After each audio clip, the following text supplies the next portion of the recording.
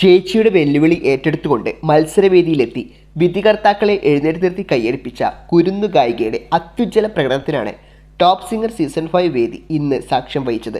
ഒരു വേദിയിൽ ലൈവായി പാടി ഫലിപ്പിക്കാൻ വളരെ പ്രയാസകരമായ ഗാനം അസ്സലായിട്ട് പാടി എന്നാണ് വിധികർത്താക്കൾ ഒരേ സ്വരത്തിൽ വിലയിരുത്തിയത്. ഇത്തിരിപ്പൂവേ ചുവന്നപ്പൂവേ എന്ന ചിത്രത്തിലെ രവീന്ദ്രൻ മാഷ് ഈണം പകർന്ന പൊൻപുലരൊളി പൂവിതറിയ എന്ന അമൂല്യ ഗാനം ചേച്ചിയുടെ വെല്ലുവിളി ഏറ്റെടുത്തുകൊണ്ട് പാടി ശ്രീലക്ഷ്മിയാണ് വിധികർത്താക്കളെ എഴുന്നേറ്റ് നിർത്തി കൈയടിപ്പിച്ചത്. തുടർന്ന് ശ്രീലക്ഷ്മിയുടെ പാട്ടും ചേച്ചിയുടെ വയലിനുമായി അവിസ്മരണീയ സംഗീത നിമിഷങ്ങളാണ് സഹോദരിമാർ ചേർന്ന് ടോപ്പ് സിംഗർ വേദിയിൽ ഒരുക്കിയത്. പാട്ടും വയലിനും ഒപ്പത്തിനൊപ്പം ആരാണ് ഏറ്റവും മികച്ചതെന്ന് കണ്ടുപിടിക്കാൻ പറ്റുന്നില്ല. രണ്ടുപേരും ഈക്വലി ഗുഡ് എന്നാണ് ഇരുവരുടെയും പ്രകടനത്തെക്കുറിച്ച് MG വിലയിരുത്തിയത്.